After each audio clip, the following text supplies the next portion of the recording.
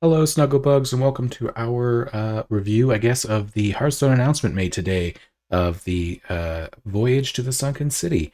Uh, definitely was teased the other day. A lot of people thought it would be an underwater Naga expansion, so I guess without further ado, let's kind of just take a peek. Calling on all adventurers, they're preparing for an underwater expedition down to the ancient city of Zin Ashari.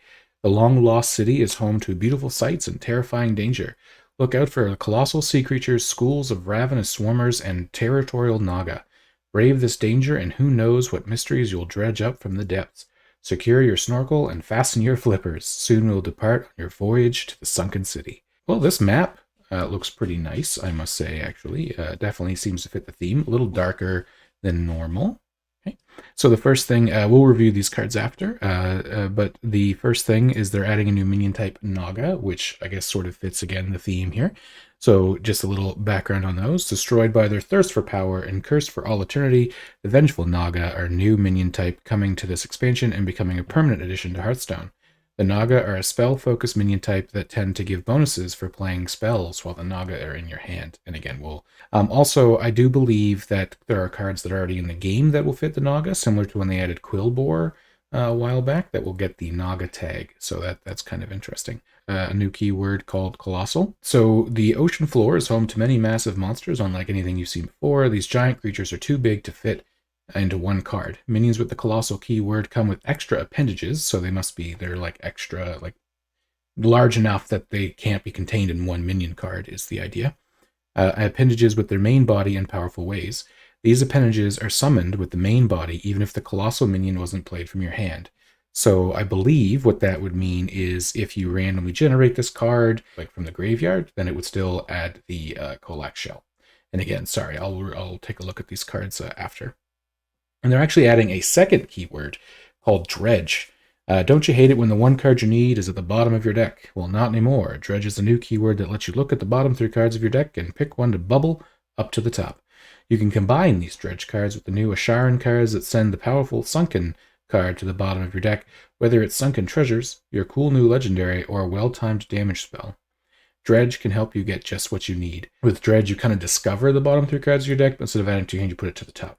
So it sort of like tutors out your next draw, which can be pretty powerful. And then there's information about the pre-purchase, which I will throw out now. If anyone's interested in me doing a pack opening video, let me know in the comments down below. I don't typically do the pre-orders, just because I've been typically a free-to-play player.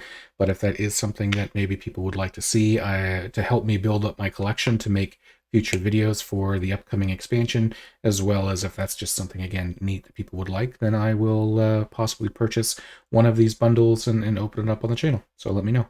And then the other nice note here is that if you log in, I think right now, log in to Hearthstone after the 22.6 patch goes live, you'll actually receive this Blademaster Okani, and you can start playing it immediately to get an idea of some of the new stuff that comes in the patch. So again, we'll go over that in the card review in a moment. And I guess without any further ado, let's just hop right into some card reviews, and I hope that they are interesting. All right, so first up, looks like a new priest card, a new epic priest card called Serpent Wig. Ooh. I don't know why I made a ghost sound. It looks kind of pretty, though. And as you can tell, so this card gives a minion +1/+1. If you played a Naga while this card is in your hand, you get to add a new Serpent Wig to your hand. So they played a little showing of how this works, and you can't, like, the turn you play a Naga, you can't just use this like 6 times. It doesn't count. So like the new spell that gets generated to your hand becomes a fresh version of this, which isn't procced yet. So like it basically is a 1-mana floating spell that if you play a Naga every turn, you could effectively just buff it by +1/+1 without losing your card advantage, right? So I think this could be good. I definitely can see if there's enough Naga support, especially for Priest. I could see this potentially being played as like a buff spell. A lot of the mana cheat Priest cards are being moved out of rotation unless they're added to core or something gets added in the set that we don't know. So I can't see this being like easily spammable kind of thing, which is nice. But I definitely think this could see some play if there's enough Naga support. The Tuskar Trawler. So here we have a new pirate with the new keyword Dredge. that we were talking about over the patch notes. So what this dredge does, as a reminder, it allows you to basically discover from the bottom 3 cards of your deck and put 1 at the top, so you draw it next. I think in most decks, being a 2-drop, I don't see this being played in a whole lot. However, what I can see this being played in is probably Quest Warrior, like the Pirate Warrior. It's a 2-mana 2/3 pirate that essentially lets you try to tutor your next card, probably being pretty powerful. I don't think it's as good as some of the 2-mana 2/2 pirate that allows you to just draw a pirate from your deck, but I do think it's a pretty good card. And to sort of synergize with the dread aspect a little bit, we have Ambassador Phelan, who has a battle cry to put 3 Colossal minions at the bottom of your deck. So we'll get to review some Colossal minions in a bit. And then, of course, there's going to be more announced over the coming weeks before the expansion goes live. But when the expansion goes live on April 12th, now this may not seem great unless you're playing like a super heavy control deck with plans to go to fatigue, but you combine that with the dredge cards that are now going to be in the expansion, and then that allows you to start putting them on the top of your deck one at a time. Pick which one of them best suits the scenario that you're in, and put that on the top of your deck for the next turn. And it kind of has like a weird, more synergistic sort of Polkelt feel, where it's a 4-mana 4/5 that allows you to sort of manipulate your deck a little bit. I personally think this card will determine how many dredge cards are playable, and I guess depending on how good the Colossal cards are. It also kind of feels like the 5/4 Warlock card that adds the primes to your deck that's rotating out, where unless you have other things that shuffle your deck as well, which could end up putting those cards not at the bottom. I think this could be good. Again, sort of depends. It's hard to really see where these are going to fit until we know more cards that are in the expansion. So Blademaster Okani. So this is the card that if you log in once the patch goes live, that we actually get access to immediately, that we can start playing right away. It's a legendary 4-drop minion that says Battlecry, secretly choose to counter the next minion or spell your opponent plays while this is active, or while this is alive, sorry. So counter, the only other card to my knowledge that currently has that trigger word or keyword on it is Counterspell, the Mage Secret. The way I assume this works is if you pick a minion and your opponent doesn't know what you do, they play maybe a 5-drop. If they're going on curve, expecting you to have picked a spell, it just poofs and disappears. If it's like Counterspell too, it doesn't even count as being played. So Battle Cries shouldn't go off, Death Rattle shouldn't go off. Druids are really heavy, so like if you do play this before the expansion goes live, and you play this on turn 4, expecting your opponent to say maybe Glowfly Swarm on turn 5, sure, they have cheaper spells that they could use to trigger to test it, but then that's going to probably make it so they can't play the Glowfly Swarm still on turn 5. So either way, you disrupted your opponent. I actually think this card could be very playable. Today's format, like in current format, I think it will be played quite a bit. So our first Colossal minion to go over for this review, I think there's 2 that got released today, so we'll go over both of them, is Kolak, or Kalaku. Colossal +1. What this means is that there is actually going to be a secondary piece. In this case, it's Kolak Shell, and so it's not a battle cry. You get both of these no matter where this spawns from, which is kind of neat, in my opinion. Oops, sorry. And so what this means is when you play it, you get a 0/8 taunt that when it dies gives you 8 armor, which to me, not bad, right? And then while the shell is active, Kolak himself is immune. I get that he's a 7-mana 6/5. And maybe this is me overvaluing the immune keyword after seeing how good Raid Boss and Nixia is. Currently, I actually think this is extremely strong. I know this doesn't have Rush, so it does lose a bit of that. Possibly heal yourself 16, because it's 8-mana taunt and 8 armor, right? So sort of 16, and then leaving you with the 6/5 body that they have to deal with. They can't deal with a spell. They're sort of forced to deal with your shell, so that way you don't have a 6/5 that can constantly clear things due to the immune. I will say the immediate 7-mana 6/5 doesn't feel great. So if the shell in particular didn't have taunt, let's say, then maybe not so much, but I think that taunt plays a really important factor in how strong this card can be. Xylag of the Abyss is the Demon Hunter Colossal minion, which I admit I don't know. I really don't know if I pronounced that right. But so this one, see how it says Colossal +4. So it actually summons, as you can see, 4 stalks. Or I didn't realize they were different. And each stalks is at the end of the turn, deal 1 damage to an enemy, a random minion, a random enemy. So it's not even minion, so it can do face damage. That's kind of that actually is, what, 712 in stats. So this is a big, wide board. Lots of stats for what you get. And its passive is at the start of your turn, increase the damage of all its stocks by 1. So yes, they can kill your stocks individually, or they can even kill this. They actually still have to deal with potentially 5 different minions.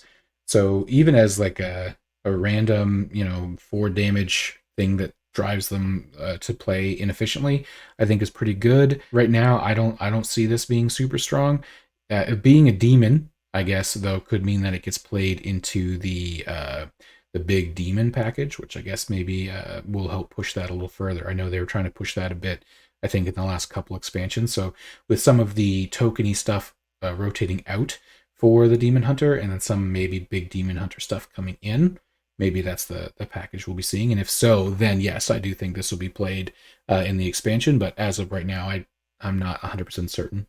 All right, so then we have a Shamon Sweeper, which is a mech mage card, which I admit is kind of strange. Mech Mage was a thing of the past. I think I've talked about it on my channel. It was one of my favorite mech decks back when it was like ice mechs, like frozen mech mage. This card is a 3/4. Put a Sunken Sweeper on the bottom of your deck, which we'll take a look at here in a second. I mean, 3 mana 3/4 is a very solid stat line. It adds something to your deck. And if we look at what it adds in a 3 mana 3/4 mech that also adds 3 mechs to your hand. Now, we don't know all the mechs that are coming out in the pool, so we don't know for sure. I can't imagine a world where Mage would want unlimited 3/4 mechs filling their deck. I don't know entirely where this will go.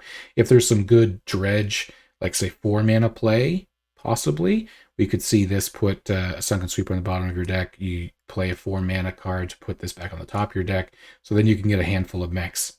But as of right now, unless, like I said, unless they add new mechs into this, I don't see the mech archetype being worth changing up the way Mage is currently played. So I'm excited to see if they push this hard enough, whether it's this expansion or maybe that's just kind of their goal for this year of expansions for Mage. And then we also are getting the Spell Coiler. The Spell Coiler is a 2 mana 2/3 Naga.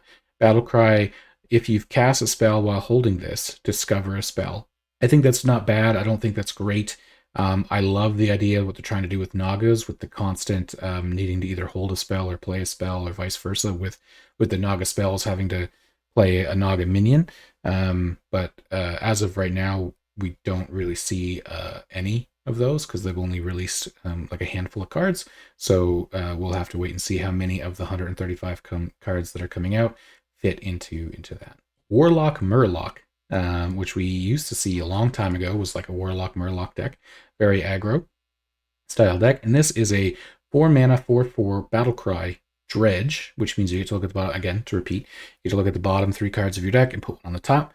But then if it's a Murloc that you put on the top of your deck, you change its cost to health instead of mana. It means that if you, say, have 5 mana and now you can play 2 other Murlocs in your hand that are cheap, and then maybe you put, I know this is, I don't know what they're coming out with, but say there's a big, powerful Murloc as well, and you draw it, you put it for 6 health, which I know seems like a lot, but in an aggro deck, you're really just racing most of the time. So if it's powerful enough, you play it, and all of a sudden you have a lot more board advantage. And I mean, 4 mana 4/4, obviously 4/5 would be the best stats, but that's not that bad, really. And the fact it's got the Murloc tag, in theory, could make it better. If enough support comes out for this, this could be a very powerful card in that deck. And then last to go over, they have released the Bootstrap Sunconer, which is a rogue pirate combo. Put an enemy minion on the bottom of your opponent's deck. So of course, yes, that means if they use Dredge, they can put it back on the top. But this fits really well with like removing your opponent's stuff. And a lot of the older stuff that used to do this used to put stuff on the top of your opponent's deck, which this effectively just puts it in. So unless they shuffle it or do play Dredge, they won't see that card again. So if you do this to a very key minion to your opponent, it could be really, really big. I do think for 5 mana and you have to combo, say, so likely you're going to be playing this on at least turn 6. I, again, don't see Rogue being that big of a control deck right now. And this being a pirate's not super, super important for them yet. Obviously, again, there could be more pirate synergies coming that I'm not aware of in the set. Being that it is ocean based, it's more than possible, as long as they stick with rogue and maybe don't throw too many more pirates and neutral or warrior. That would be fantastic. Let me know in the comments if you guys are interested. Maybe keep doing these card reviews as they come out. I don't know if I'll do them as they come out, like every day, but I'm personally thinking that I will tackle maybe once a week, going back and looking at all the new cards that get reviewed and kind of going over them, giving my opinions on them. And then, yeah, maybe after the set comes out and there's a little bit of play, that'll allow us to go back and see how right and how wrong we were on these. So yeah, just let me know what you guys like to see, and thank you very much for watching. Have a great day.